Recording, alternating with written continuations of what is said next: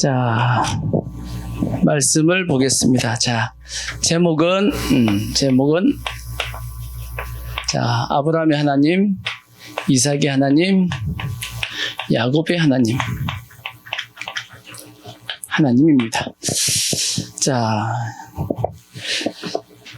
오늘은 누구에 대한 내용의 말씀이냐면 이스마엘에 대한 말씀이에요. 이스마엘의 오늘 제목은 이제 영적 의미입니다. 영적 의미. 이스마엘은 어떤 영적 의미를 가지고 있냐면 이렇게 비교해보면 쉽습니다. 포괄적으로 이스마엘은 이러한 영적 의미를 가지고 있는데 그게 뭐냐면 롯하고 비교하면 쉽습니다. 롯은 누구냐면 아브라함이 갈대아 우르 자기 고향에서부터 데리고 온 사람, 그 사람이 롯입니다. 그래서 롯은 뭐에 대한 예표냐면 내가 예수 믿기 전부터 가지고 있던 죄, 아니면 내가 예수님 믿기 전부터 내가 뭔가 의지했던 그 무엇, 그것이 뭐냐면 롯입니다. 반대로 얘기하면 이스마엘은 뭐냐? 내가 예수 믿고 난 다음에 죄입니다. 내가 예수 믿고 난 다음에 죄, 그 다음에 예수 믿고 난 다음에 하나님 외에 의지하는 그 무엇, 이것이 이스마엘입니다. 어느 게 더 힘들까요? 내가 끊어내기가 어느 게 더 힘들게 느껴지겠어요?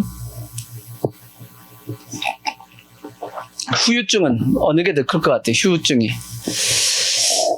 롯보다 이스마엘이 훨씬 더 큽니다. 성경적으로 보더라도 아브라함에게 더 타격을 준 것은 누구냐면 이스마엘입니다. 이스마엘이 지금까지도 뭐 하고 있어요? 후유증이 있잖아. 후유증이 있듯이 실제적으로 우리가 예수 믿고 난 다음에 가졌던 잘못된 어떤 죄와 어떤 잘못된 습성이 실제적으로 우리의 신앙생활에 더 큰 타격을 입힙니다. 그래서 이 이스마엘에 대한 존재를 안 만들었으면 좋겠는데 실상 우리가 안 만들지 않고 만들 수밖에 없는, 만드는 그러한 신앙생활을 하고 있습니다. 자, 이 영적 의미가, 이스마엘의 영적 의미는 상당히 많습니다. 내용 상당히 많은데 크게 이제 몇 가지만 말씀드릴 거예요. 오늘은 한 두 가지만 말씀드릴 텐데 그 첫 번째가 뭐냐면 근본에 대한 문제입니다. 근본에 대한 문제. 대한 문제인데, 다르게 얘기하면 대한 문제인데 하나님이 하느냐, 하나님이 했느냐 아니면 내가 했느냐의 문제입니다. 했느냐. 이게 뭔 뜻이냐면 한번 이렇게 한번 생각을 해보자고요. 아브라함이 갈대아 우르에서 나올 때 나이가 몇 살이었냐면 성경에는 나와 있지 않지만 약 65세입니다. 65세. 그러다가 이제 나와서 하란에 갔습니다. 하란에 가가지고 한 10년 있다가 자기 아버지 데려가 죽었죠. 그리고 나서 하나님께서 다시 창세기 12장에 불렀습니다. 그때 아브라함의 나이가 성경에는 75세라고 나와 있습니다. 75세라고 나와 있고, 오늘 읽었던 이스마엘을 낳았을 때 이때 아브라함의 나이가 몇 살이냐? 아까 16장 16절에 보시니까 86세였더라라고 되어 있습니다. 그러면 이스마엘을 낳기 위해서 사라가 아브라함에게 자식을 하갈을 통해서 낳아야겠다라고 얘기했을 때는 나이가 몇 살이겠어요? 85세겠지. 약 10개월 전이라고 최소한 본다 할지라도, 그죠? 그러니까 65세, 75세, 85세입니다. 이렇게 되어 있는데, 그러니까 가나안 땅에 들어온 지 몇 년 지난 거예요? 약 10년이 지난 겁니다. 10년이 지났는데 한번 또 이렇게 한 생각을 해보자고요. 아브라함하고 사라하고 몇 살 때쯤 결혼했을까? 언제 결혼했을까? 대충 생각하더라도 한 30, 40대에 결혼을 했다라고 보는 게 맞죠. 아브라함하고 사라의 나이 차이는 10살입니다. 10살인데 아브라함이 한 40대쯤에 이제 결혼을 했다 한다 할지라도 사라는 30대에 결혼을 했다라고 볼 수 있겠죠. 그러면 지금 85세입니다. 결혼한 지 몇 년 지났죠? 약 40-50년 지났습니다. 40-50년간 결혼 생활을 했는데 자식이 없어요. 자식이 없어. 그러면 자식이 없으면 누가 압박을 받겠어요? 아브라함이 많은 압박을 받겠어요? 사라가 많이 압박을 받겠어요? 사라가 당연히 많이 압박을 받을 겁니다. 그래서 사라 입장에서 보면 자기는 어떻게 보니까 자식을 낳을 수 없을 것 같다는 생각이 당연히 들겠죠. 40년 동안 결혼 생활을 했는데 자식이 없는데 자식이 있겠냐고. 그건 당연히 없다라고 생각하는 게 당연한 겁니다. 그러니까 사라 입장에서는 어쩔 수 없이 뭘 하겠어요. 나는 안 되니까 그래도 다른 여자를 통해서라도, 젊은 여자를 통해서라도 자식을 낳게 하는 것이, 이것이 누구에 대한, 남편 아브라함에 대한 도리가 아니겠냐라고 생각을 하는 것이 당연해요, 안 당연해요? 안 당연해? 당연한 생각을 한 겁니다. 솔직히 사라 입장에서는 당연한 겁니다. 그렇지만 왜 이것이 나중에 문제가 되냐? 사라 입장에서는, 인간적인 생각에서는 당연하지만 하나님이 보시기에는 그것이 당연하지 않기 때문입니다. 왜 당연하지 않냐? 하나님은 아브라함에게 뭘 주셨냐면 약속을 주셨기 때문이야. 약속이 없었으면 당연할 수 있습니다. 약속이 없었으면 뭐 상관이 없지. 근데 하나님의 약속이 아브라함에게 있었기 때문에 이것은 뭐가 안 되냐면 당연한 것이 아닙니다. 그래서 마치 우리의 신앙생활 가운데도 이렇게 이런 경우가 상당히 많습니다. 세상적으로 생각해 보면 이게 당연한 거야. 근데 하나님 편에서 보면 이거 당연한 거 아니야. 안 된다라고 하시는 게 성경에 많습니다. 우리가 뭐 여러 가지 예를 들 수 있는데 이런 것도 있죠. 하나님께서 사울 왕에게 뭐라고 이제 명령을 했냐면 아말렉의 모든 사람들을 다 죽이고 그 다음에 그의 짐승들도 다 어떻게 하라고? 다 죽이라고 명령을 했습니다. 다 그렇게 명령을 했단 말이에요. 그랬으면 사울 왕이 다 죽여야 돼, 안 죽여야 돼요? 죽여야 되죠. 지금 우리는 멀리서 이게 뒤에서 보니까 다 결과를 보니까 당연히 죽여야 된다고 생각하지, 사울 입장에서는 어떤 생각이 들겠어요? 전쟁을 했다고. 전쟁을 했으면 당연히 전쟁에 나간 사람들에게 뭘 줘야 돼요? 전리품을 줘야 될 거 아니야. 전쟁을 했는데 죽을 어떻게 보면 목숨을 걸고 싸웠는데 아무것도 대가를 주지 않는다라면 그 군인들이 가만히 있겠냐고. 아니겠죠? 군인들 입장에서는 이게 아니란 말이야. 그러니까 사울 입장에서는 어떤 생각이 드냐면 전쟁을 했는데 아무것도 안 줄 수는 없지 라고 생각을 하니까 어떻게 하겠어요? 하나님은 뭐 하라 그랬는데 다 죽이라고 했지만 사울왕 입장에서는 다 죽이지 못하는 거야. 이걸 나중에 물론 핑계는 하나님 앞에 뭐 좋은 거 제사 드리기 위해서 했다 그러지만 뭐 하기 위해서냐면 백성들에게 나눠주겠다라는 거지. 전쟁을 나간 사람 나눠줘서 뭐 하겠다라는 거예요. 자기의 어떤 권력을 더욱더 공고하게 하겠다라고 생각했던 마음이 있었던 겁니다. 세상적으로 보면 당연히 안 당연해요. 당연한 겁니다. 근데 사울에게 뭐가 있었어요? 약속이 있었다고, 명령이 있었다는 얘기지. 그러니까 어느 게 맞냐고. 다 죽여야 돼요? 아니면 남겨야 돼요? 여러분 같으면 다 죽이겠어요? 남기겠어요? 여러분은 다 죽여요? 남겨요? 여러분들도 분명히 남길 겁니다. 왜? 내 권력이, 내 이 위치가 약해질 가능성이 있거든. 왜? 전쟁을 했는데 안 나눠주니까 당연히 약해질 가능성이 생기잖아. 그죠? 그래, 안 그래요? 또 성경에 보면 이런 얘기가 상당히 많다고. 이스라엘 백성이 여리고성을 공격해 들어갔을 때 하나님께서 여리고성에 있는 모든 그 어떤 물건도 취하지 말라 그랬어요. 근데 아간이 이제 들어가서 보니까 막 금덩이도 있고 막 옷도 좋은 것도 있고 막 하니까 그걸 훔쳐가지고 숨겼다고. 아간은 어떤 생각을 했을까요? 어차피 이거 여기 다 묻어두봤자 나중에 누군가는 가져가겠지. 세월이 지나면. 그럴 바에야 어차피 여기 묻어둘 거 필요한 사람이 가져가야지. 이런 생각을 할 수 있어요, 없어요? 있겠지. 안 그러겠어요?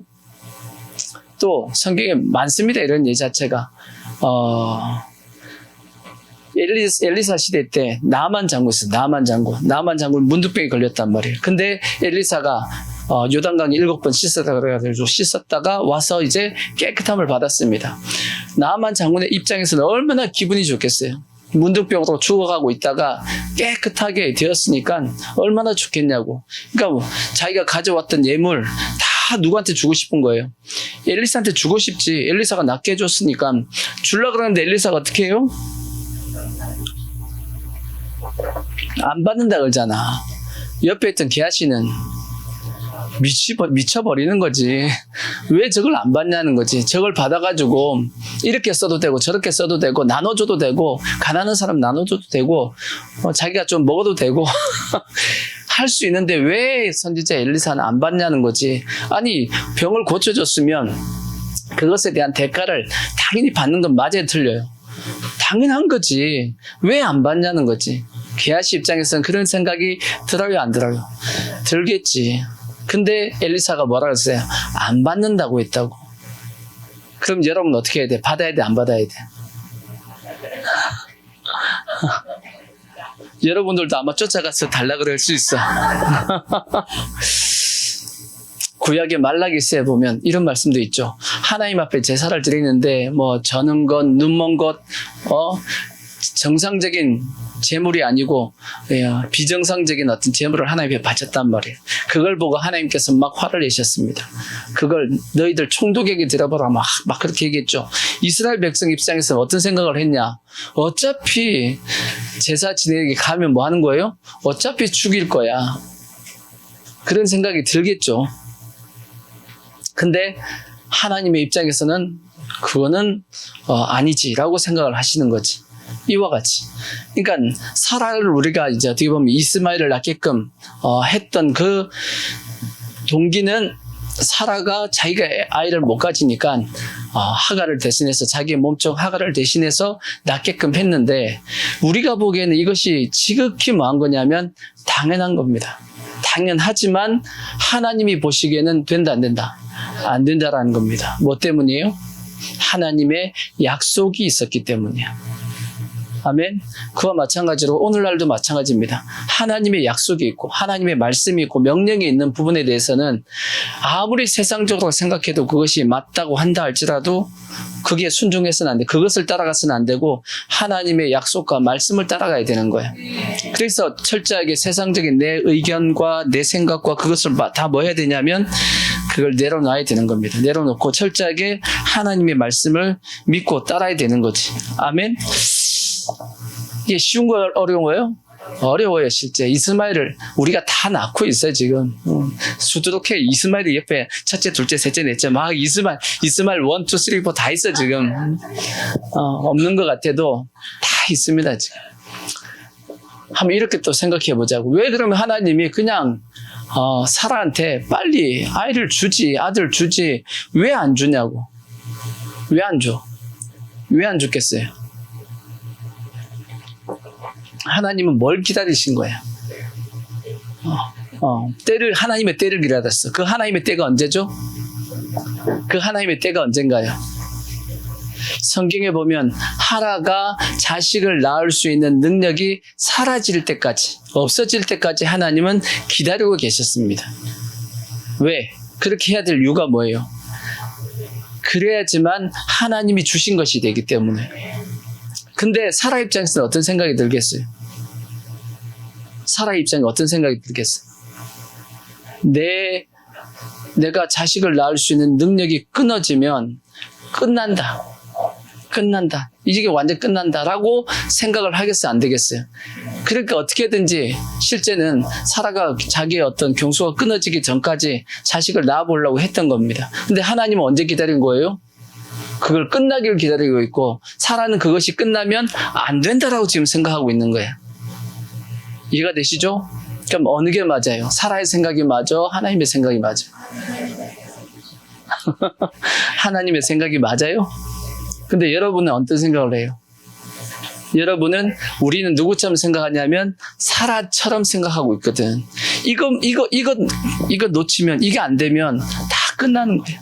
내가 지금 이제 붙잡고 있는 요거 놓치게 되면 다 끝난다 라고 생각을 하고 있다고. 그래서 그거 안 놓치려고 끝나기 전까지 내가 이걸 해야 돼 하고 사고를 치는 겁니다. 실제적으로 사고 친다고. 그러니까 하나님의 생각하고 하나님의 시기와 우리의 시기는 다릅니다. 하나님은 우리의 능력이 끝날 때까지 기다리고 있는 거고, 우리는 내 능력이 끝나면 다 끝나버리는 걸로 생각하고 있는 거야. 그러니까 다른 거죠. 이해가 되시죠? 그러니까 그래서 우리가 딱 돌아보면 우리는 많은 뭘 낳고 있냐면 이스마엘을 낳고 있다라고 생각하시면 그게 맞아요. 그러니까 예수 믿은 후에 하나님의 뜻대로 우리가 살아보려고 하지만 실상 하나님의 뜻보다는 내 어떤 능력과 내 생각을 따라서 내 계획을 따라서 우리가 살아가는 모습이 엄청나게 많다라는 겁니다. 그래서 모든 건 다 누가 해야 되냐? 하나님이 약속을 했으면 누가 하시는 거예요? 하나님이 하는 거야. 하나님이 하도록 놔둬야 돼. 우리 철저하게 하나님께 믿고 맡기라고 성경에 말씀하고 있는 것도 하나님이 하시겠다니까. 염려하지 말라고, 우리에게 걱정하지 말라고 하나님께서 말씀하신 것은 누가 하시겠다라는 거예요. 하나님이 하겠다라는 거지. 근데 우리는 자꾸 하나님을 못 믿으니까 내가 힘 있을 땐 누가 하려고? 내가 해보겠다고 자꾸 하고 있는 겁니다. 이해가 되시죠? 그러면 한번 이것도 그러면 왜 하나님이 해야 되냐는 거지. 왜 하나님이 해야죠? 그 이유가 뭐냐? 첫 번째가 뭐냐면 하나님이 해야 될 이유는 뭐냐면 이게 믿음의 원리이기 때문이에요. 믿음의 원리. 내가 하면 내 뜻대로 한 거 아니야. 그죠? 내 능력으로 한 거죠. 구원도 마찬가지입니다. 구원을 내 힘과 내 능력으로 받아요? 아니면 하나님의 은혜로 받아요? 하나님의 은혜로 받는 거거든. 그죠? 하나님이 하셨고 단지 우리는 뭐만 한 거예요. 우리는 믿기만 한 거야. 믿어서 구원받은 거죠. 그죠? 그렇기 때문에 하나님은 아브라함을 통해서, 아브라함이 뭐냐면 믿음의 조상이잖아. 믿음의 샘플입니다. 아브라함의 모습을 보고 우리의 믿음을 가지게 되는 거죠. 그러니까 아브라함이 저렇게 믿었네? 우리도 저렇게 믿어야 되는 거구나 하는 샘플을 만드시는데, 그 샘플은 철저하게 하나님이 원하시는 모양으로 돼야 된다고. 근데 그 하나님이 원하시는 모양이 뭐냐면 그 믿음의 원리는 하나님이 다 하시고 단지 우리 뭐만 하면 되죠? 믿으면 구원받는 걸로 하고 싶단 말이에요, 하나님이. 근데 아브라함이 자기 힘으로 뭘 낳아버린 거예요? 자식을 낳았어. 후손을 낳아버렸네? 하나님이 인정할 수 있어요, 없어요? 아브라함이 만약 자기의 능력으로 난 이스마엘을 하나님께서 어쩔 수 없네, 그냥 이스마엘로 자손 삼자 하고 해버렸으면 구원의 원리가 어떻게 돼요? 하나님의 은혜와 능력으로 구원받는 것이 아니고 아브라함의 능력으로 자식을 낳았으니까 그걸로 구원받는 거니까 우리도 뭘로 구원받아야 돼요? 내가 열심히 뭐 해가지고 사고 쳐가지고 구원을 받아야 되는 거야. 그런 원리가 돼버리는 거죠. 그래서 하나님은 그렇게 할 수 없고 오직 하나님이 하셔가지고 하나님이 다 해놓고 우리에게 뭐 하라고요? 믿기만 해. 그러면 내가 구원해 줄게. 이 원리를 만드시기 위해서 하나님께서 어떻게 하셨냐? 철저하게 모든 걸 다 누가 하셔야 되냐면 하나님이 처음부터 끝까지 다 하시겠다라고 하신 겁니다. 그럼 어느 게 좋아요? 우리가 하는 게 좋아? 하나님이 하시는 게 좋아? 하나님이 하시는 게 훨씬 좋잖아. 우리 보고 뭐 하라 그랬어? 얼마나 힘들겠냐고. 그죠? 하나님이 다 하시겠다는데 왜 자꾸 그게 우리가 개입을 하냐고. 왜 자꾸 개입을 해서 문제를 일으키냐고. 근데 우리의 지금 모습 속에서도 우리도 끊임없이 그렇게 하나님의 그 계획 속에 뭐 하고 있냐면 개입을 해서 우리가 사고를 치고 있는 겁니다. 두 번째, 믿음의 원리가 이 첫 번째고, 두 번째 또 얘기하면 하나님이 하셔야지만 우리가 뭐 하냐면 하나님께 뭐 할 수 있냐? 영광을 돌릴 수 있어. 내가 있으면 영광을 누가 받아야 돼요? 내가 받아야 될 거 아니야. 근데 하나님이 하셨기 때문에 모든 영광을 다 누구에게 돌려야 돼요? 하나님께 우리가 돌릴 수 있는 겁니다. 아멘? 그러니까 철저하게 그래서 누가 다 하셔야 되냐? 그래서 하나님이 하셔야 되는 겁니다. 그러니까 우리는 절대 신명기에 있는 말씀처럼 내 힘과 내 능으로 이 모든 것을 이루었다라고 생각하면 돼야 안 돼요. 그 자체가 뭐냐면 교만이고, 그 자체가 하나님 앞에 뭐 할 수 없냐면 감사할 수 없는 것이고, 그리고 내 생각 속에 내가 잘해가지고 이 모든 것을 이루었지라고 하는 생각이 확 들어와 버리면 누가 필요 없냐? 하나님이 필요 없어져 버리지. 왜? 내가 했는데, 구원도 내가 받는데, 이런 생각이 되어버리기 때문에 하나님께서는 철저하게 너가 하면 안 돼. 누가 해야 돼요? 하나님이 해야 돼 라고 하나님께서 그렇게 하셨기 때문에 누굴 인정할 수 없냐면 이스마엘을 인정할 수가 없는 겁니다. 더 나아가서 세 번째가 뭐냐면 하나님이 하셨기 때문에 뭐 할 수 있냐면 아브라함이 뭐 할 수 있냐면 이삭을 뭐 할 수 있냐? 바칠 수 있어요. 바칠 수 있다. 안 그런가요? 하나님이 어차피 하나님이 낳게 한 자식입니다. 하나님이 낳게 한 자식이니까 하나님 누구 거예요? 그러니까 하나님 거지. 하나님 거니까 이삭을 누구한테 바칠 수 있냐면 하나님 앞에 바칠 수 있는데 이스마엘은 누구 거예요? 아브라함이 자기가 있잖아. 자기 거니까 하나님이 마음대로 바치라고 할 수 있어요? 없어요? 바치라고 할 수가 없지. 누구 건데? 아브라함 건데. 그렇게 되어지는 원리가 되어지는 겁니다. 그래서 이것도 한번 잘 생각해 봐야 돼요. 하나님이 우리의 신앙을 성숙시키길 갈 때 때로는 뭐 하시냐면 하나님이 줘놓고 다시 달라고 하실 때가 있어요. 가나안 땅도 마찬가지였잖아요. 하나님께서 아브라함에게 줘봤어요? 안 줘봤어요? 줘봤잖아. 근데 아브라함이 가져요? 안 가져요? 안 가집니다. 왜? 이건 누구 거니까 하나님 거라고 생각하고 안 가진단 말이에요. 마찬가지로 하나님께서 우리에게 줘봅니다. 딱 줘보고 바쳐봐 하고 하나님께서 말씀하신다고. 근데 이때 우리가 하나님 앞에 받은 것을 바칠 수 있으면 어떤 신앙 고백이 되냐면 이 모든 받은 것은 하나님이 하셨습니다라는 신앙 고백이 돼요. 근데 못 바쳐요. 안 돼 이거는.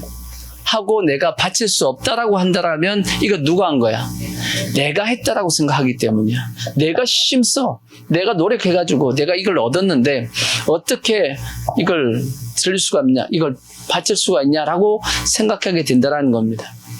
이해가 되시죠? 그래서 이것도 여러분이 스스로가 한번 체크해 보셔야 돼. 하나님께서 여러분의 마음속에 어떤 감동이 왔는데 이렇게 해봐라 했을 때 안 됩니다 하는 것은 그건 누가 한 거다? 그건 내가 한 겁니다. 아시겠죠? 그건 내가 한 거야. 근데 어차피 뭐 하나님께 주신 건데 하나님 가져가세요 하면 이건 누가 주신 거라고 내가 신앙 고백하는 거예요. 하나님이 주셨다라고 신앙 고백하는 게 그 모습이 되어지는 겁니다. 아멘. 그래서 우리는 철저하게 내가 하면 안 됩니다. 누가 하셔야 되냐? 하나님이 하셔야 돼. 아시겠죠? 그래서 우리는 이스마엘 낳으면 돼요? 안 돼요? 안 되고 모든 것을 다 하나님이 하시도록 해야 되고 하나님이 하신 것만 나중에 뭐가 되냐면 상이 되고 그 다음 이게 나중에 칭찬이 됩니다. 여러분 이스마엘을 낳고 나서 하나님하고 아브라함의 관계가 어떻게 돼요? 가까워졌어요? 멀어졌어요? 성경에 보면 이스마엘을 낳고 난 다음에 하나님과 아브라함의 관계가 멀어졌어요. 얼마나 멀어졌냐? 아까 읽었던 16절 보시면 하갈이 아브라함에게 이스마엘을 낳았을 때 아브라함이 몇 세였더라? 86세였더라. 근데 17장 1절에 뭐라고 말씀해요? 아브라함이 몇 세 때? 99세 때. 몇 년 차이가 나죠? 86, 99. 99에서 86을 빼면 몇 년이죠? 13년 동안 하나님이 아브라함에게 나타났어요? 안 나타났어요? 안 나타났어요. 왜 안 나타났을까?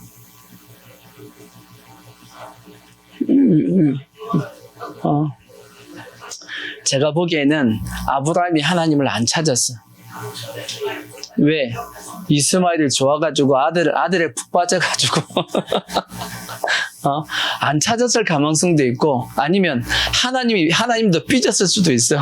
아브라함에게 삐져가지고 네 알아서 잘해봐 하고 이렇게 했을 수도 있어요. 왜냐하면 그 말씀이 그렇게 돼 있어. 17장 1절에 보면 아브라함이 99세 때 여호와께서 아브라함에게 나타나서 그 얘기를 하시되 나는 누구다? 나는 전능한 하나님이야. 뭔 뜻이겠어요? 너가 안 해도 내가 할 수 있었어. 그 뜻이요. 내가 할 수 있었다니까. 근데 너가 사고를 친 거야. 그 뜻입니다. 그 다음에 너는 내 앞에서 행하여 뭐하라? 완전하라. 그렇게 말씀했어요. 뭐 치지 말라? 사고 치지 말라. 그 뜻입니다. 이해가 되시죠? 그러듯이, 그러니까 절대 하나님의 약속이 있는 것, 하나님의 말씀이 있는 부분에 대해서는 철저하게 누가 하셔야 된다? 하나님이 하셔야 됩니다. 그러니까 우리는 뭐 해야 돼요? 하나님이 하시도록 기다려야 돼. 하나님이 하시도록 기다려야 되고, 빨리 하나님의 때가 오게 하는 방법은 뭐겠어요? 그러니까 뭐 기다려야 되죠. 일단 기다리면 때를 빨리 오게끔 하는 방법은 뭐겠어요? 때를 쓰고 기도하는 거예요? 그거 아니에요. 그거 아니에요. 빨리 하나님의 때를 오게끔 하는 방법은 빨리 내 뜻을 끊어야지. 내 뜻을 빨리 내려놓으면 빨리 옵니다. 하나님 앞에 철저하게, 하나님 나 뭐예요? 못해요. 나 못합니다. 난 할 능력이 없습니다 하고 하나님 앞에 두 손 들어 딱 들고 하나님께서 하셔야 됩니다 하고 포기할 때 하나님이 역사하는 거지, 내가 끝까지 할 수 있다고 버팅기면 하나님이 뭐 하지 못하냐면 역사를 하지 않는 겁니다. 하나님의 능력을 빨리 땡기려고 그러면, 그래서 하나님께서 그 아사왕에 대한 말씀하실 때도 전심으로 나를 향해서 하나님께서 세상을 주로 살피시는데 누구에게 역사하신다고요? 전심으로 주님을 향하는 자에게 역사한다고. 전심으로 주님을 의지하는 겁니다.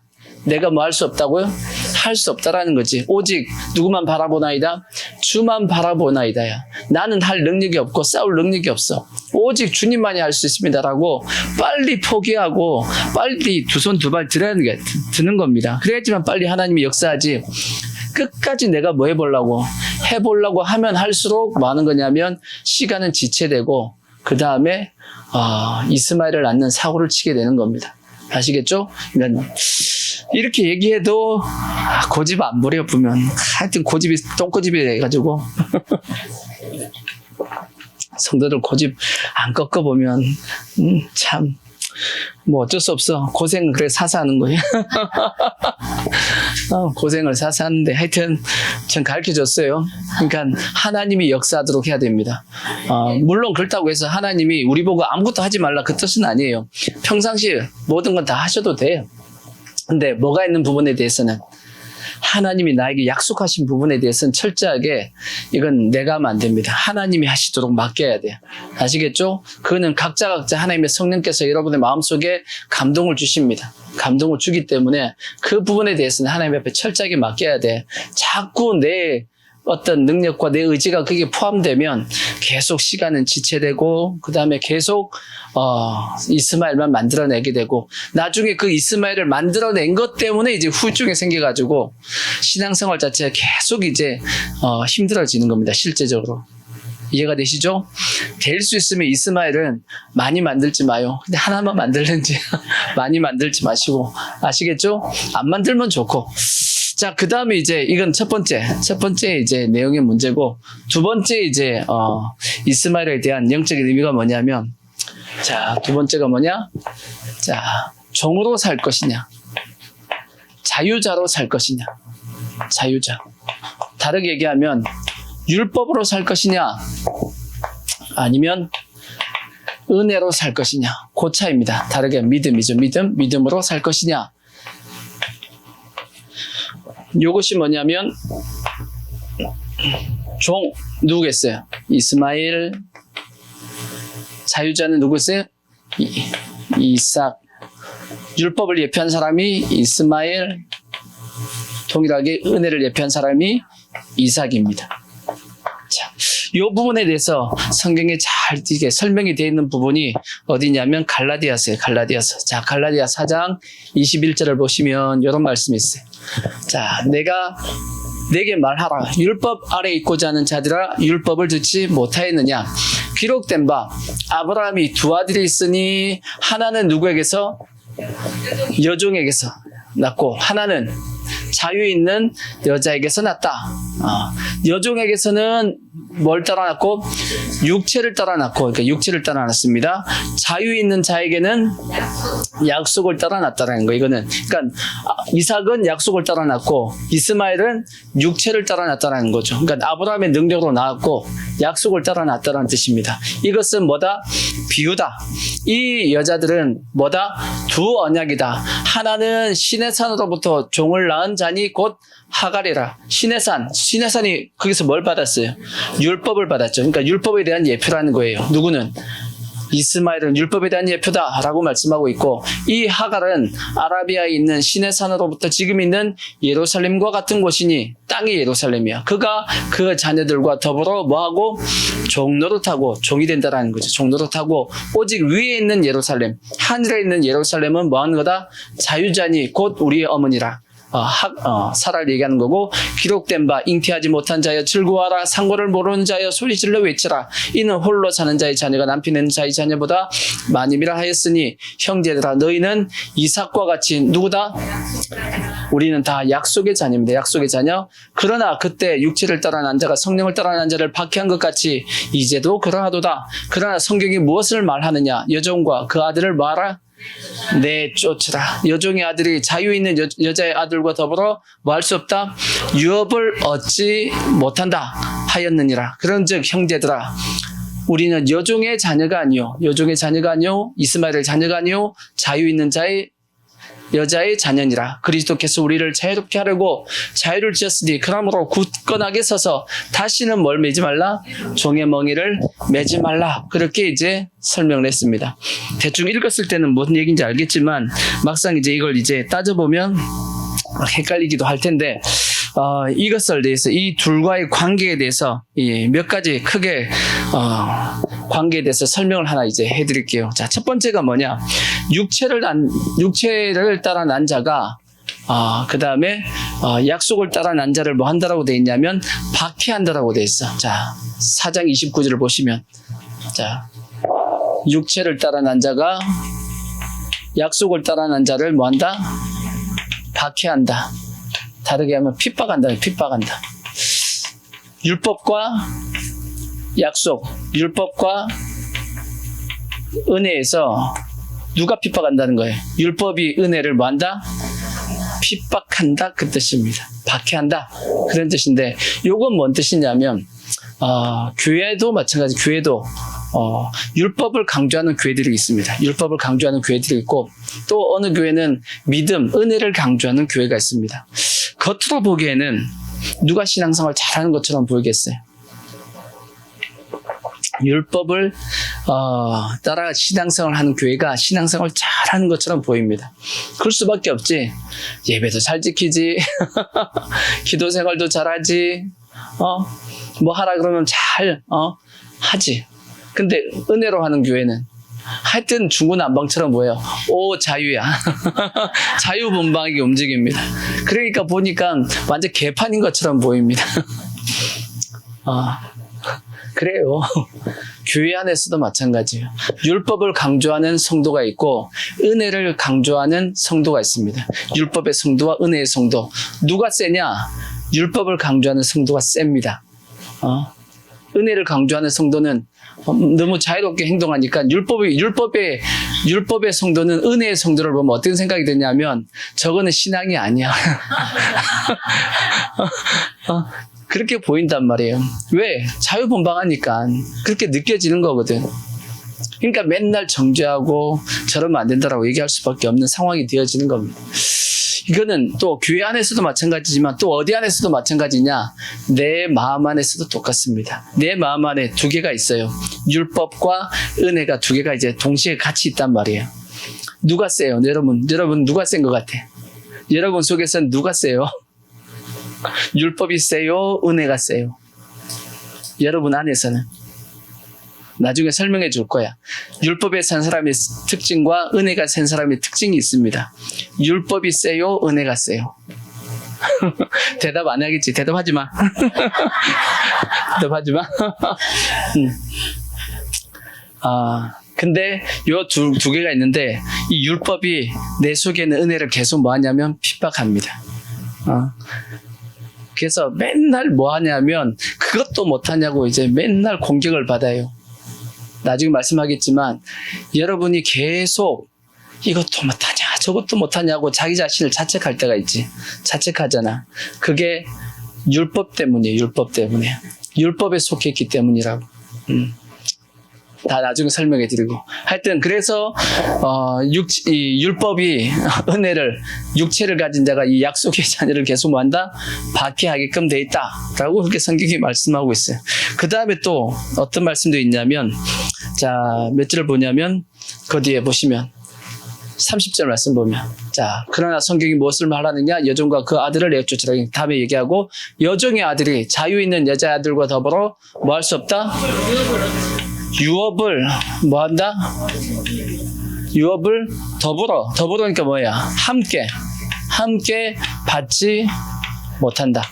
그 뜻입니다. 유업을 뭐 할 수 없다? 함께 받을 수 없다라는 거예요. 유업을 함께 받을 수 없다. 그런 뜻입니다. 그러면 우리가 생각하길 율법을 따라서 신앙생활을 하면 그럼 상급이 없나? 이런 생각이 들잖아. 율법을 따라서 신앙생활을 하면 상급이 있어요? 없어요? 상급이 있을까? 없을까?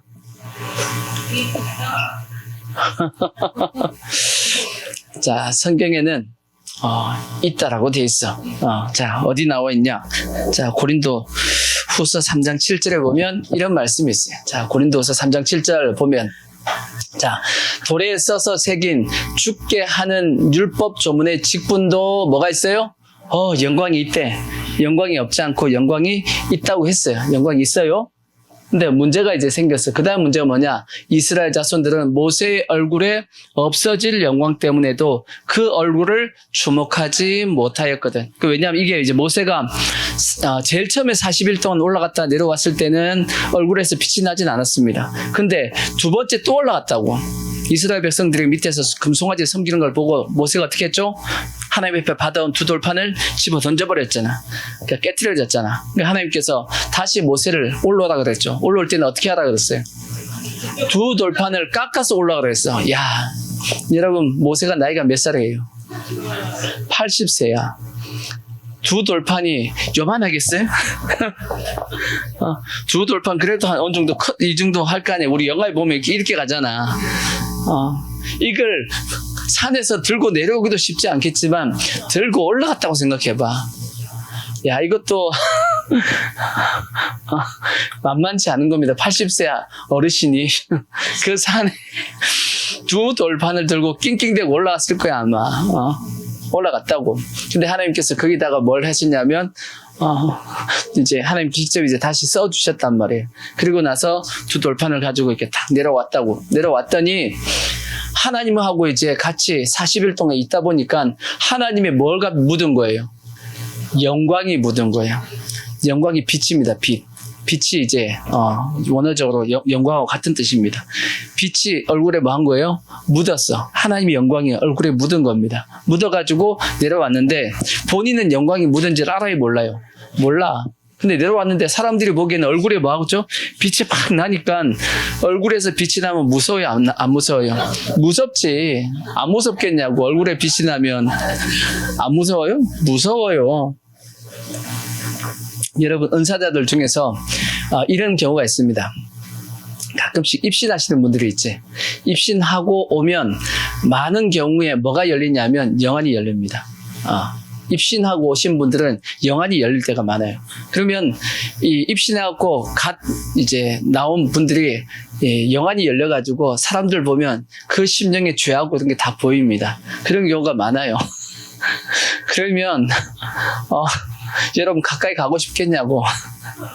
가까이 가고 싶어요? 가까이 안 가고 싶어. 왜? 내 어떤 숨은 죄가 드러날까봐, 보일까봐. 그런 경우가 있겠어요, 없겠어요? 가까이 안 가려고 한단 말이에요. 그러듯이 모세 얼굴에 막 빛이 난단 말이에요. 모세는 하나님하고 같이 있었단 말이에요. 그러니까 사람들이 어떤 생각이 들겠어요? 멋지게 보이는 것보다는 무섭다고. 무서워. 왜? 자기 허물이 다 보일까봐도 무섭기도 하고, 막 그의 어떤 영광이 이게 솔직히 무섭단 말이에요. 그러니까 사람들이 어떻게 해요? 모세하고 가까이 안 갈라 그래. 멀리 떨어져서 오지 마시라고 이제 하니까 모세가 어떻게 하냐면 안 되겠다 싶어서 뭐하죠? 머리에다가 수건을 이렇게 썼다고. 영광이 이제 밖으로 못 나가게 뒤집어 씌웠다고요. 이해가 되시죠? 그 말씀을 한 거야. 그러니까 돌에 써서 새긴 죽게 하는 율법의 조문의 직분도 영광이 있어. 이스라엘 자손들은 모세의 얼굴에 없어질 영광 때문에 그 얼굴을 뭐 하지 못했어요? 주목하지 못하였거든. 이게 모세의 얼굴에서 빛이 났던 그 빛이 무슨 빛이다? 율법의 영광의 빛이라는 거지. 율법의 영광의 빛이라는 거예요. 율법도 뭐가 난다? 영광이 있어서 빛이 난다는 겁니다. 근데 그 빛이, 그 영광이 얼마나 대단했으면 사람이 뭐 하지 못했어요? 가까이 가지 못했어. 그러니까 그 영광이 크다라는 거예요? 작다라는 거예요? 그 영광이 크다라는 뜻입니다.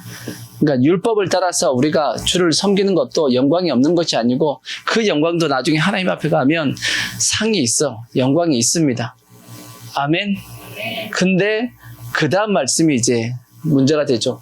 하물며 무엇은 영의 직분은 더욱 영광이 있지 아니하겠느냐. 정죄의 직분, 율법은 뭐 하는 직분이죠? 너 죄 있어. 율법을 주신 목적이 뭐예요? 죄를 깨닫게 하기 위함이다라고 로마서 3장 20절에 말씀했잖아. 하나님께서 율법을 주신 목적은 뭐다?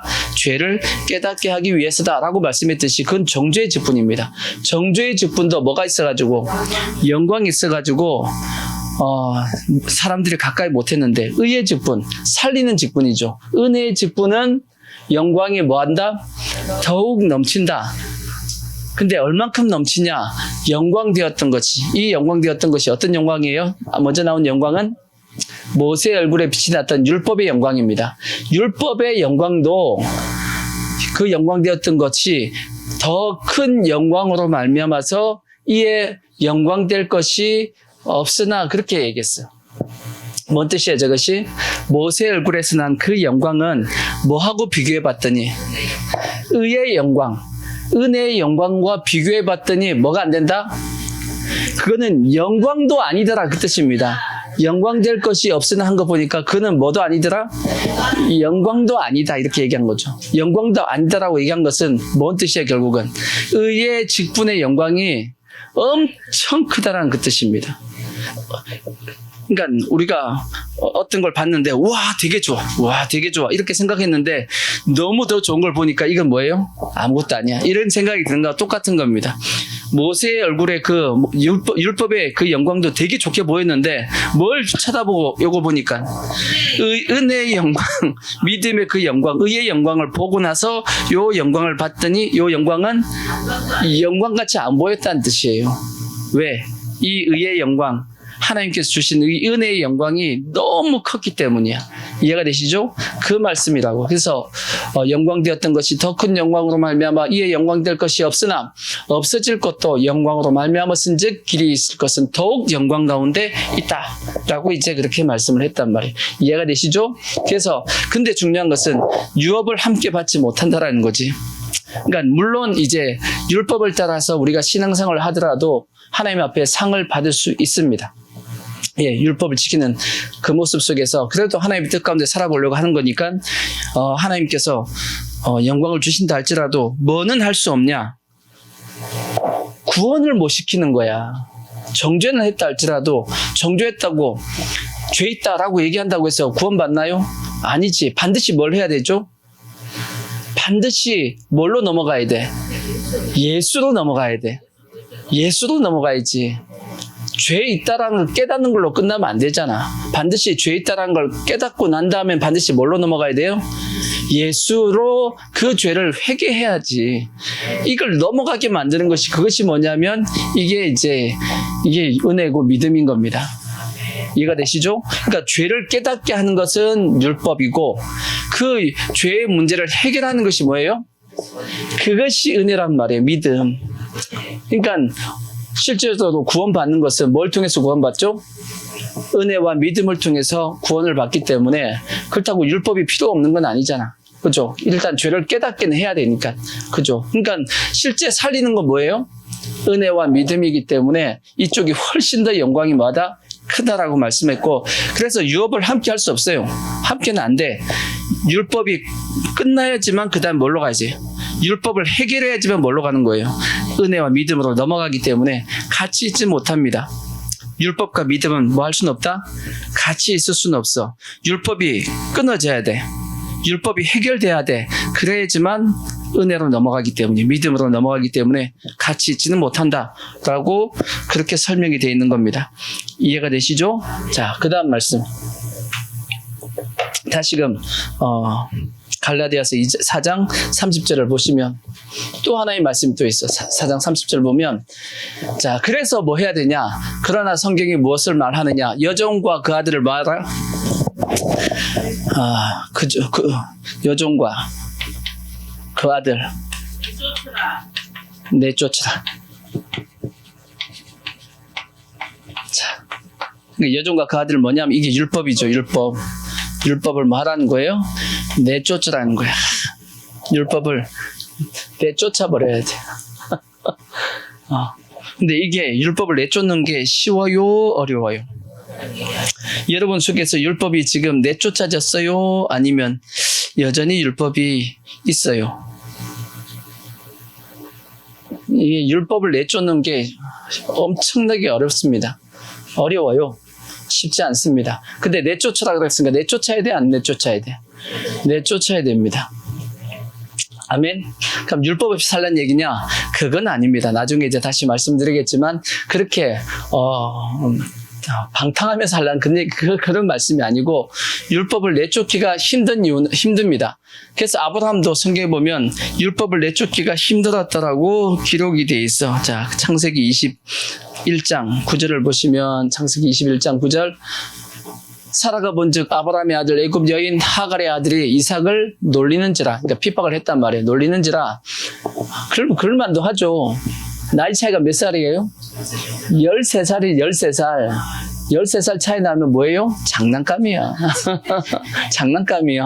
이스마엘을 이겨서 이삭은 가지고 노는 장난감이라고. 얼마나 놀렸겠어. 그러겠죠? 그러니까 그걸 보고 누가 못 보는 거예요? 사라가 볼 수가 없어. 눈이 뒤집어지잖아. 그죠? 그래가지고 그가 아브라함에게 이르되 이 여종과 그 아들을 내쫓으라. 이 종의 아들을 내 아들 이삭과 함께 기업을 얻지 못하리라 하므로 아브라함이 그의 아들로 말미암아 그 일이 매우 뭐가 됐어요? 매우 근심이 됐는데, 그래서 아브라함이 매우 근심이 되니까 뭐 했겠어요? 하나님 앞에 물어봤겠죠.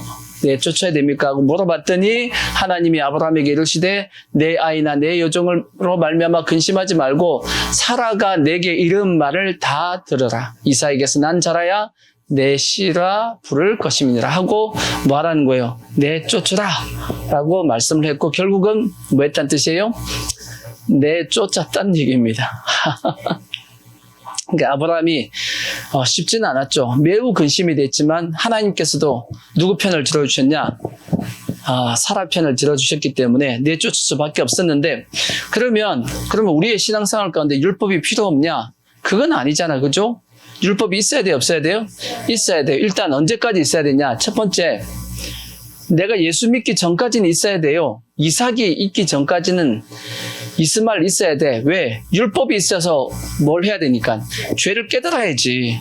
죄를 깨달아야 될 부분이 있어야 되니까 있어야 된다고. 그래서 성경에 아까 우리 본문 말씀 읽었던 거 보면 이제 하갈이 임신했단 말이에요. 임신을 하고 난 다음에 자기가 임신했는데 본 부인이 임신을 못했잖아. 그죠? 그러니까 이 하갈이 누구를 이제 무시했죠? 사라를 무시했다고. 뭐라고 무시했겠어요? 애도 못 낳는 게 인간이냐고 이렇게 했겠지. 그러니까 사라가 그 얘기를 들으니까 꼭지가 돌아 안 들어요. 꼭지가 돌잖아. 돌아가지고 누구한테 바가지를 긁겠어요? 아브라함 바가지 확 긁었다고. 그랬더니 아브라함이 뭐라고 그래요? 네 마음대로 하라고. 너 원래 너 중요했으니까 너 마음대로 하라고. 아브라함도 어떻게 할 수 없어. 누구 편 못 들어. 그렇죠. 어느 편 들을 수가 없어. 사라 너 알아서 하라고 이렇게 얘기했더니 사라가 하갈을 어떻게 해요? 막 핍박을 했어요. 어디 종주제하고 막 괴롭히니까 하갈이 어떻게 해요? 도망을 갔다고. 도망을 갔는데 하나님께서 하갈을 부르셨습니다. 도망가지 말래. 다시 뭐 하래요? 다시 들어가라 그래서 사라의 수하에 복종하라 하고 집어넣어서 다시. 그게 뭔 뜻이겠어요? 언제까지는 있어야 된다? 이삭이 태어나기 전까지 누가 있어야 된다는 얘기예요. 이스마엘 있어야 된다는 얘기야. 아브라함의 집이 있어야 된다는 얘기입니다. 마찬가지로 아직 내 속에서 믿음이 있기 전까지는 뭐가 있어야 되냐면 율법이 있어야 된다는 뜻입니다. 자, 그 다음에 또 성경에 보면 이삭이 태어나자마자 바로 이스마엘을 내쫓았어요? 아니었죠. 언제까지? 이삭이 언제까지? 젖된 후까지. 자, 성경에 보시면 창세기 21장 8절을 보시면 21장 8절 보시면 아이가 자라매 젖을 떼고 이삭이 젖을 떼는 날에 아브라함이 큰 잔치를 베풀었더라 라고 되어 있죠. 그리고 사라가 본즉 아브라함의 아들 애굽 여인 하갈이 이삭을 놀렸다라고 되어 있습니다. 그러니까 그 놀린 그 전부터 놀렸겠지만 사라의 눈에 띈 게 언제예요? 사라가 젖을 뗐으니까 이제는 젖을 뗐다는 거 뭐예요? 그 전까지는 사라의 품속에 있었다는 얘기지. 근데 젖을 뗐으니까 이제 지 혼자 막 돌아다니고 막 했는데 보니까 이스마엘이 가지고 놓은 걸 본 겁니다. 자, 그랬으면 언제까지는 이스마엘이 있어야 된다는 얘기예요. 젖대기까지는 있어야 된다는 얘기지. 그러니까 여러분의 신앙이 언제까지는 율법이 있어야 되냐면 젖을 뗄 때까지는 이스마엘이 있어야 된다는 얘기입니다. 이해가 되시죠? 자, 그것이 성경은 또 어떻게 되어 있냐? 갈라디아서 3장 24절에 보면 사도 바울이 이렇게 설명을 해놨어요. 자, 그러면 율법이 우리를 그리스도께로 인도하는 초등교사가 돼요. 우리로 하여금 믿음으로 말미암아 의롭다함을 얻게 하려 함이라. 믿음이 온 후로는 우리가 초등교사 아래에 있지 아니하도다. 자, 여기 나오는 뭐예요? 초등교사. 이게 말이 바뀌었어요. 옛날에는 뭘로 바뀌었어요? 옛날에는 몽학선생이라고 돼 있었어요. 옛날 성경은 몽학선생. 초등교사보다는 몽학선생이 좀 더 맞는 말씀이에요. 왜냐하면 초등교사 그러면 저기 유치원 선생님인가? 아니면 초등학교 선생님인가? 이렇게 이제 생각을 할 수 있는데 몽학 선생이라는 뜻이 뭐냐면 몽학 선생이 더 맞아요. 몽학 선생이 뭐냐면 옛날에는 부잣집이죠. 큰 부잣집에 아들이 딱 태어나면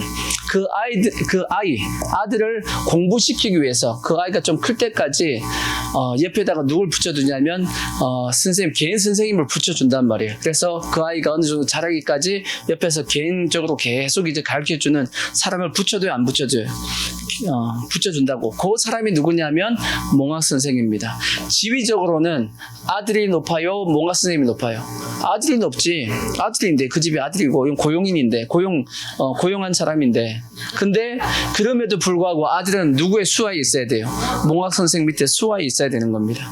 근데 아들이 이제 어느 정도 자라고 나면 몽학 선생님이 필요 있어요, 없어요? 필요 없어서 이제 나가야 되는, 계약이 이제 해제가 되는 거죠. 그와 마찬가지로 우리의 신앙도 마찬가지인 겁니다. 언제까지 있어야 되냐? 젖을 뗄 때까지는 뭐가 있어야 된다? 율법이 있어야 됩니다. 물어보자고요. 여러분은 젖 먹는 성도예요? 아니면 밥 먹는 성도예요? 성경에 보면 젖을 먹는 성도가 있고 단단한 식물, 고기도 먹는 성도가 있더라고 히브리서에 말씀을 하고 있어요. 여러분은 젖을 먹어요? 단단한 식물을 먹어요? 밥 먹고 고기 먹고? 여러분이 생각하기에 나는 지금도 젖을 먹고 있다. 그러면 율법이 필요합니다. 근데 내가 생각하기에 난 그래도 웬만한 고기도 먹지. 뜯어먹지, 갈비도 뜯어먹지. 이런 생각을 하면 뭘 내쫓아야 돼요? 율법을 내쫓아야 됩니다. 여러분이 선택하셔야 돼. 여러분 선택하셔야 돼. 나는 아직은 초등교사가 필요해. 나는 아직 젖을 먹어야 돼. 라고 생각하면 율법에 좀 매어서 신앙생활 하는 게 맞습니다. 네, 그래서 좀 더 내 몸에 율법을 익혀야 돼, 좀. 네, 주의를 지키는 것도 몸에 익히고, 주님 앞에 뭐 봉사하고 헌금하고 뭐 여러 가지 뭐 전도하고 뭐 이렇게 한 것도 몸에 좀 익히고, 아시겠죠? 율법이 필요합니다.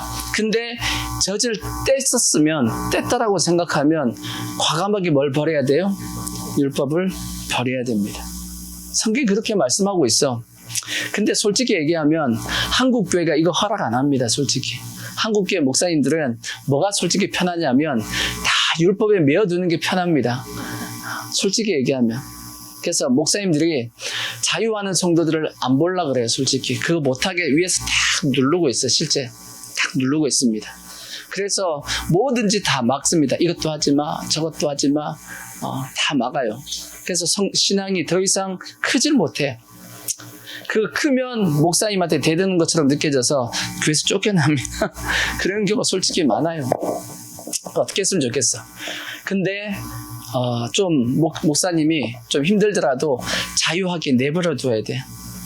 자유하게 해서 마음껏 자기 은사에 따라서 자기 하나님 앞에 사역을 감당할 수 있게끔 키워주는 게 저는 그것이 맞다라고 생각하는데 그게 전체의 어떤 이 하나됨을 깨트린다라는 느낌이 자꾸 들거든. 그러다 보니까 목사님들이 그거 못하게 하는 경우가 솔직히 많습니다. 그건 뭐 그런 거고, 하여튼 중요한 것은 우리의 개인의 신앙에서는 뭘 내쫓아야 돼요? 율법을 여러분 내쫓아야 됩니다. 아멘. 그러면 이제 구분해 봐야 돼. 그러면 율법을 내쫓아 버리면, 그럼 나 율법 없이 자유네. 자유스럽게 신앙생활을 하면 돼요, 안 돼요? 돼요? 그럼 율법이 사라지면, 그러면 율법이 내 속에서 싹 없어져요? 그럼 어떻게 되겠어요? 그럼 뭐가 있어야 돼, 그러면?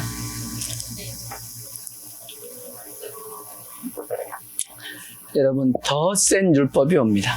더 센 율법이 와. 근데 이 더 센 율법은 우리가 생각하는 이 율법이 아니고 성령의 율법이 와. 성령의 법이 우리 속에 들어와서, 자, 여기 말씀 보면, 자, 몇 절을 보시냐면, 자, 갈라디아서 5장 13절에 보면, 자, 더 센 게 온다니까, 뭐. 형제들아, 너희가 자유를 위하여 부르심을 입었으나 그러나 그 자유로 육체의 기회를 삼지 말고, 자유하지 말란 얘기야. 자유 안 됩니다. 오직 사랑으로 서로 뭐하라? 종노릇하라. 온 율법은 네 이웃 사랑하기를 내 자신같이 하라 하신 한 말씀에서 이루어졌나니. 이 말씀과 같이 우리에게 뭐가 찾아오냐면 더 센 율법인 성령의 법이 찾아오는데, 이것은 사랑으로서 뭐 하는 법이냐면 종노릇하는 법입니다. 마치 이와 같은 제일 좋은 예가 뭐냐면, 우리가 자식을 낳아서 키우다 보면 부모는 누구한테 매여요? 자식한테 매이죠. 근데 한번 생각해봐. 자식 입장에서는 부모님이 되게 자유한 것처럼 보여요? 아니면 매여 있는 것처럼 보여요? 자식 입장에서는 엄마 아빠는 자유를 누리고 있는 것 같아. 자기 먹고 싶은 것도 다 먹지, 자기가 하고 싶은 거 다 하는 것 같이 보여요, 자식이 보기에는. 근데 부모 입장에서는 모든 걸 다 누구에게 다 던지고 있어. 매여 있어. 자식에게 매여 있어. 자식이 자유해요? 아니면 부모가 자유해요? 부모 입장이 되면 자식이 더 자유한 것처럼 보여요. 지 하고 싶은 거 다 해. 근데 엄마 아빠는 그걸 다 해주려고 뒤에서 뒷바라지 하느라고 자유가 없다고. 신앙도 마찬가지입니다. 신앙이 이 율법을 내쫓으면 그 자유가 오는 것이 아니고 하나님의 성령의 이 법이 찾아와서 뭐 하게 되냐면 영혼의 매입니다. 왜냐하면 이제 그건 좀 이따 설명하자고. 매게 된 이유가 있습니다. 그러니까 이렇게 되어지는 거예요. 율법이 없어지는 것이 아니고 더 강력한 서로 종노릇하는, 사랑으로 종노릇하는 그러한 율법이 내 심령 가운데 확 와버립니다. 근데 저렇게 사는 게 맞아요, 틀려요? 그게 맞는 겁니다. 그게 맞는 거예요. 저것이 나중에 하나님 나라가 뭐가 되는 거죠? 그게 상이야. 엄청난 상이죠. 아까 의의 직분의 상이, 영광이 어떻게 해요? 율법의 영광에 비해서 보니까 율법의 영광은 게임도 안 되는 영광이 저것을 따라 살면 우리에게 주어진다는 얘기예요. 이해가 되시죠? 자, 그러면 나는 율법의 사람인지 나는 은혜의 사람인지 한번 체크를 해봐야지. 그죠? 난 율법의 사람인지 은혜의 사람인지 한번 체크를 해보자고. 자, 누가복음 18장 9절을 보시면 율법의 사람의 특징이 있습니다. 자, 율법의 사람의 특징은 이런 겁니다. 또 자기를 의롭다고 믿고 다른 사람을 멸시하는 자들에게 이 비유로 말씀하시되 두 사람이 기도하라 성전에 올라가니 하나는 바리새인이요 하나는 세리라. 바리새인은 서서 따로 기도하여 이르되 하나님이여 나는 다른 사람들 곧 토색 불이 가늠하는 자도 같지 아니하고 이 세리와도 같지 아니함을 감사하나이다. 나는 일회에 2번 금식하고 또 소득의 11조를 드러나이다 하고 세리는 멀리 서서 감히 눈을 들어 하늘을 쳐다보지도 못하고 다만 가슴을 치며 이르되 하나님이여 불쌍히 여기소서 나는 죄인으로소이다 하였느니라. 내가 너에게 이르노니 이에 저 바리새인이 아니고 이 사람이 의롭다 하심을 받고 그의 집으로 내려갔느니라. 무릇 자기를 높이는 자는 낮아지고 자기를 낮추는 자는 높아진다 라고 말씀을 하고 있습니다. 율법의 사람의 특징이 뭐냐면 첫 번째 뭐냐면 비교합니다. 자꾸 옆 사람과 뭐하냐면 비교해요. 비교해서 너가 낫니 내가 낫니 하고 나보다 못하면 그 다음부터 뭐 하게 되냐면 정죄합니다. 이게 율법의 사람의 특징이에요. 이해가 되시죠? 그러니까 내 마음 가운데 정죄, 비교하고 정죄가 자꾸 되면 나도 모르게 난 지금 현재 율법의 사람이 되어져 가고 있는 거예요. 아시겠죠?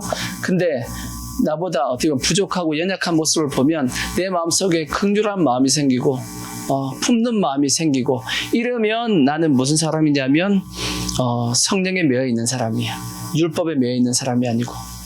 아시겠죠? 여러분들은 자꾸 사람의 흠이 보이고 정죄가 되어지는지 아니면 그 영혼이 불쌍하게 여겨지는지를 자기 자신을 돌아봐야 돼.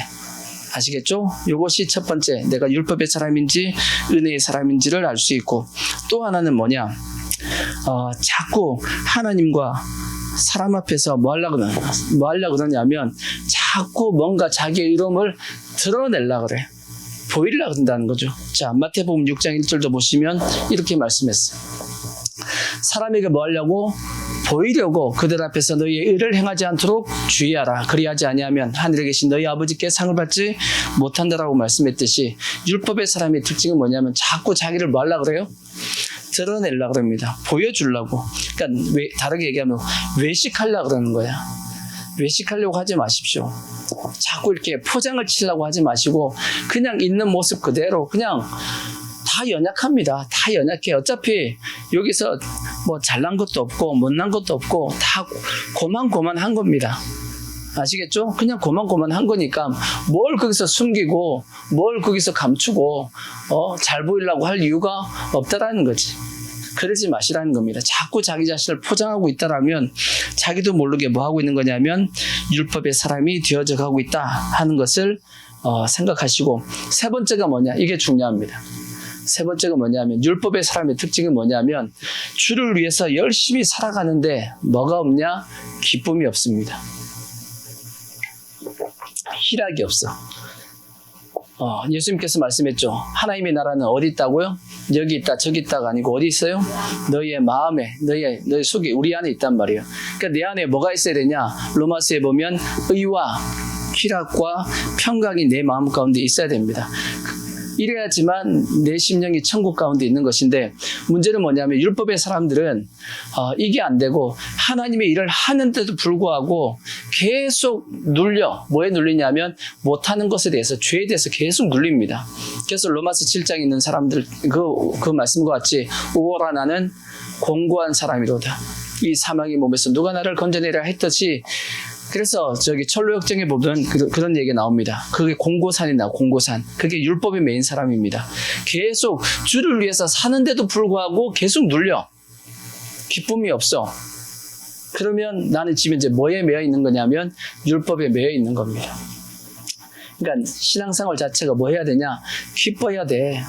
기뻐야 된다고.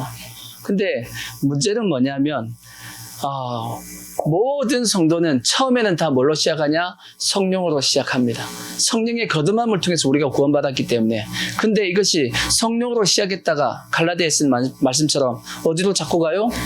육체로 간다는 거지. 다르게 얘기하면 율법으로 간다는 얘기입니다. 자, 성경에 갈라디아서 3장